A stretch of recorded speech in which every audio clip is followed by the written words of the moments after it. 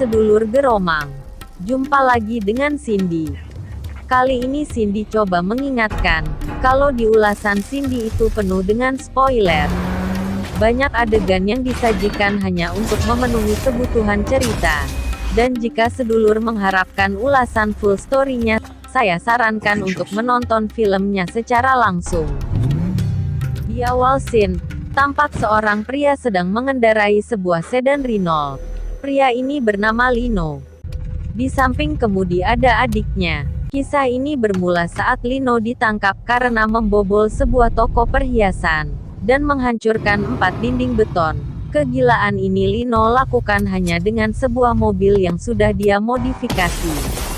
Sesaat sebelum polisi datang, Lino menyuruh Quentin untuk pergi. Akhirnya hanya Lino saja yang tertangkap. Baiklah sedulur, karena cerita masih berlanjut. Dan jika sedulur masih saja stay tune di channel ini, maka saya peringatkan sekali lagi, jika ini adalah spoiler.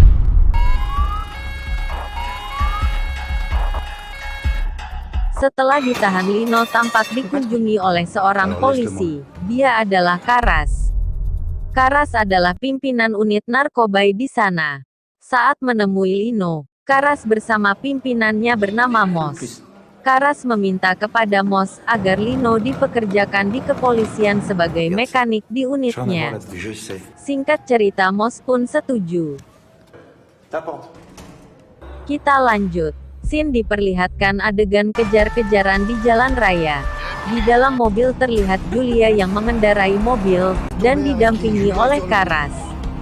Tampak sedan putih di depannya terus saja ngebut dan berusaha lolos dari kejaran Julia.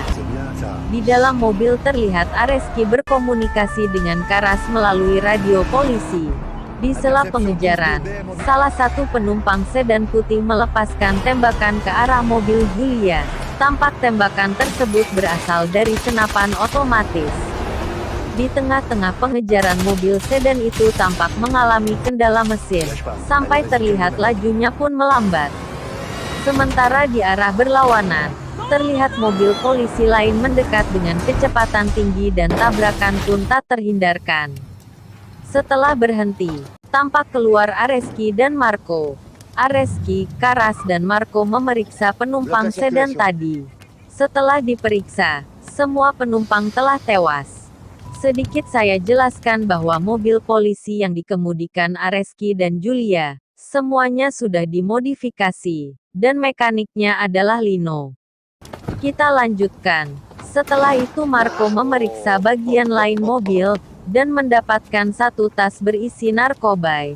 Tampak Marco dan Areski kegirangan, tapi tidak dengan Karas. Malah sepertinya Karas kurang senang. Kemudian Karas melihat ke dalam mobil sedan putih, dan mengambil sebuah alat yang terpasang di dashboard mobil itu. Kita lanjut. Setelah dari jalan raya, Karas kembali ke kantor. Di dalam parkiran Karas bertemu Nilo yang meminta izin untuk menginap di garasi. Karas pun mengiyakannya. Setelah diizinkan, Lino duduk dan memandangi pelacak yang ada di kakinya. Kita lanjut. Di dalam kantor Karas berdiskusi dengan Areski. Karas mengatakan jika dia kecewa atas tindakan Areski. Bukankah sebelumnya Karas sudah mengatakan di radio, jika dia sedang melakukan pengejaran? Maksud dari kekecewaan Karas adalah kenapa harus sampai target terbunuh. Sementara Karas ingin menangkapnya hidup-hidup. Karas juga mengatakan jika penangkapan itu terlalu mudah. Kita beralih ke Lino di keesokan harinya. Lino berjalan keluar garasi, dan ditemui Karas. Di dalam mobil Lino ingin sekali melihat kondisi mobil Karas. Sepertinya Lino sangat menyukai mobil Karas. Tapi Karas tidak mengizinkannya. Di pagi itu Karas mengajak Lino mendatangi sebuah garasi. Di dalam garasi Lino terpana. Di sana banyak sekali kendaraan mewah terparkir. Dan Lino pun tampak takjub. Sepertinya Lino mendapat kejutan dari Karas. Tentu sebagai mekanik, Lino sangat senang jika diberikan tantangan dengan sesuatu yang baru. Tapi sepertinya kejutan kali ini bukanlah soal mobil. Kini Karas memberikan sebuah surat. Di dalam surat tertulis jika Lino mendapat pembebasan bersyarat. Usai memberikan surat, Karas memberikan alat yang diambil dari mobil sedan putih dan meminta Lino untuk menjelaskannya. Kita lanjut. Kini Lino dan Karas akan menemui Quentin di tempat kerjanya. Karena alat tersebut sama seperti alat yang ditemukan di mobil Lino saat Lino ditangkap. Di sini tampaknya Karas mencurigai Quentin. Setelahnya perbincangan, Lino dan Karas menuju lokasi Quentin. Sesampai di tempat kerja Quentin, Lino lah yang mendatangi Quentin seorang diri. Sementara di dalam mobil Karas menghubungi Areski, dan meninggalkan pesan suara. Di dalam gudang Lino bertemu Quentin. Tak berselang lama dua rekan Quentin menghampiri Lino. Dan salah satunya memegang senjata, serta memerintahkan Lino untuk pergi. Seketika situasi mulai memanas, namun tiba-tiba Karas pun datang dan meminta Quentin untuk ikut bersamanya.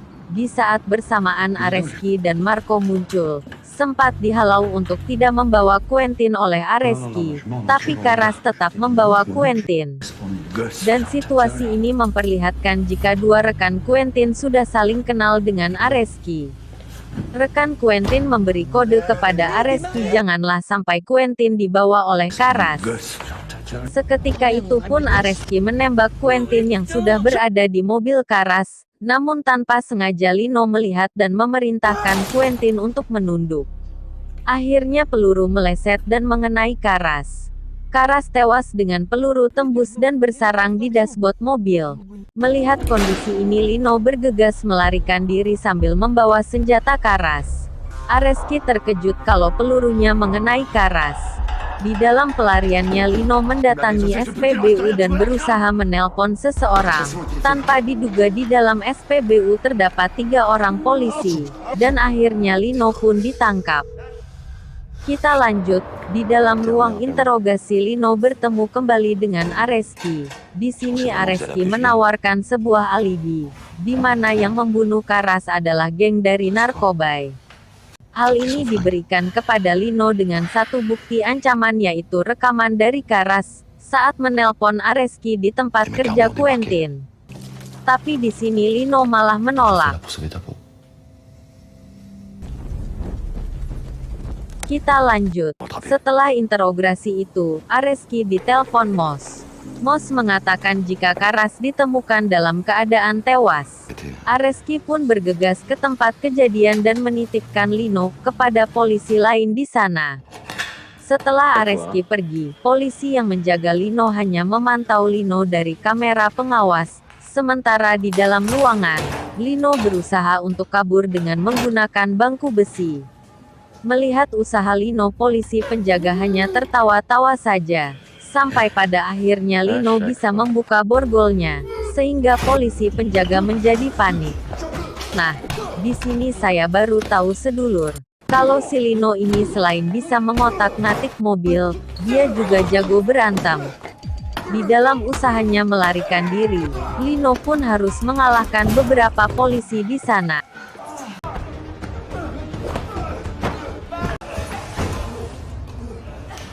Kita lanjut.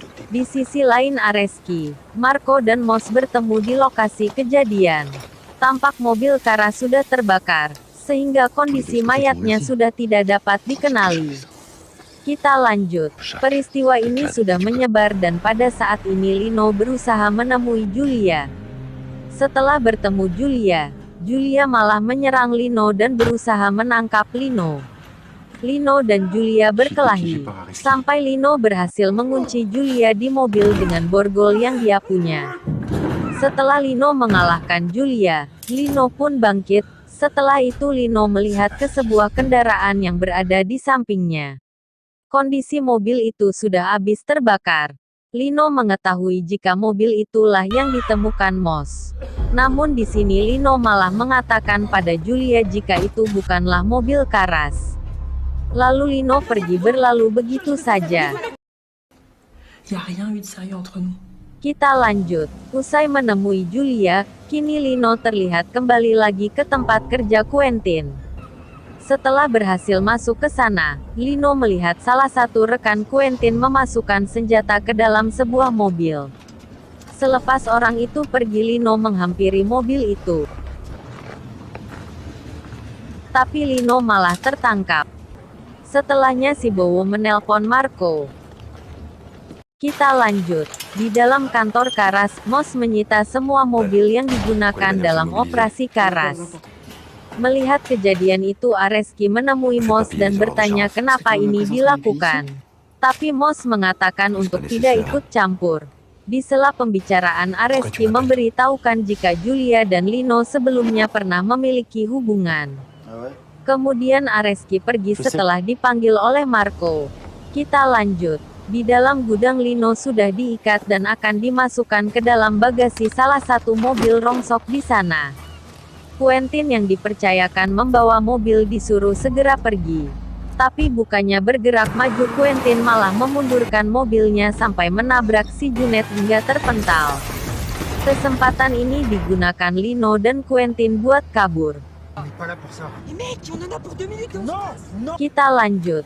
Selepas ditemui Areski, Julia dipanggil mekanik di sana. Mekanik sebelumnya sedang memeriksa mobil Karas. Si montir mengatakan jika mobil Karas sebenarnya adalah kendaraan yang sudah lama tidak digunakan. Mendengar perkataan itu, Julia segera memberitahu Moss yang sedang bergegas keluar. Tapi di sini Moss tidak mau mendengarkan Julia. Kita lanjut. Di dalam gudang, Areski dan Marco bertemu dengan kedua rekan Quentin. Di sini Areski malah membunuh si Bowo, sementara Marco membunuh si Junet. Di saat akan dibunuh, si Junet mengatakan bahwa mobil yang ditemukan polisi itu bukanlah mobil Karas. Kita beralih ke Lino. Di sebuah tempat, Lino menelpon Julia dan kembali mengatakan jika bukan dialah pelaku semuanya, dan meminta Julia menemuinya di suatu tempat. Kita lanjut. Usai bicara di telepon, Julia terlihat menemui Lino. Tapi tampaknya anak buah Areski sudah membuntuti Julia. Di dalam pertemuan, Julia diceritakan semuanya. Kini Julia diberi pilihan, menangkap Lino setelahnya dibunuh Areski, atau membiarkan Lino pergi mencari bukti. Kita lanjut. Di dalam gudang, Moss yang mendapati kedua rekan Quentin yang telah tewas, dan Moss dikasih tahu Areski jika mereka adalah rekan Lino. Tentu ini adalah info yang menyesatkan. Kita beralih ke Lino. Lino kini sudah akan pergi, tapi sepertinya anak buah Areski sudah mendekat, dan akan menangkapnya. Melihat itu, Julia memberikan mobilnya serta menggembosi mobil rekannya itu. Kita lanjut. Selepas melihat kondisi mayat kedua rekan Quentin, Moss diberitahu Areski jika Julia ditangkap karena sudah membantu Lino. Kita lanjut. Kini Lino dan Quentin sudah berada di mana mobil Karas disembunyikan. Quentin memberitahukan letaknya di dalam gudang. Setelah dibuka, justru tidak ada apa-apa di sana. Malah Quentin sudah menghilang. Setelah dicari, ternyata Quentin mengambil sebuah tas yang berisi uang. Lino pun marah dan mengatakan, jika kita ke sini bukan untuk uang. Quentin tetap saja membawanya. Di luar rumah, tiba-tiba Quentin ditembak dan yang menembak adalah Marco. Sontak Lino kaget dan bersembunyi. Marco terus merangsek masuk. Di dalam ruangan, Lino menemukan senjata tapi tidak ada pelurunya. Marco terus menembakkan senjatanya ke arah Lino.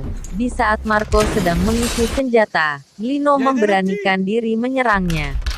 Akhirnya mereka berkelahi. Singkat cerita, Marco dikalahkan Lino. Di luar, Lino mendapati Quentin yang tertembak sudah hilang. Ternyata Quentin berusaha menunjukkan lokasi mobil Karas.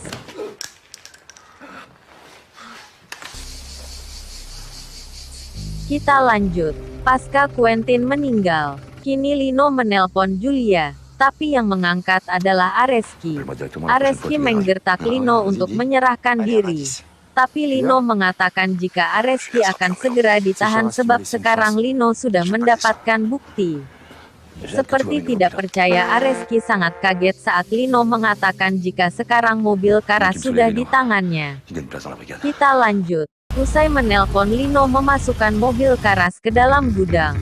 Di sana dia memodifikasi mobil Karas. Kita lanjut. Sekarang tujuan Lino adalah membawa mobil Karas untuk diserahkan ke Moss. Tapi usahanya tidak semudah itu. Kini semua jalan sudah diblokade oleh Areski. Sekarang kita lihat bagaimanakah aksi Lino saat mengendarai Go Fast buatannya. Dan biarkan video yang bercerita.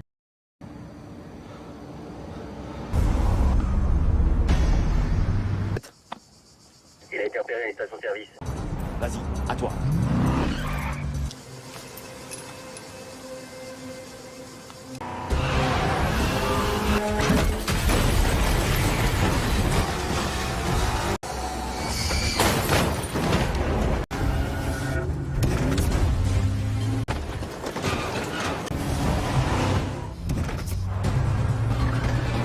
Nah sedulur, akhirnya Lino kembali mengendarai mobil Karas, tapi dengan bagian belakang mobil yang terbakar.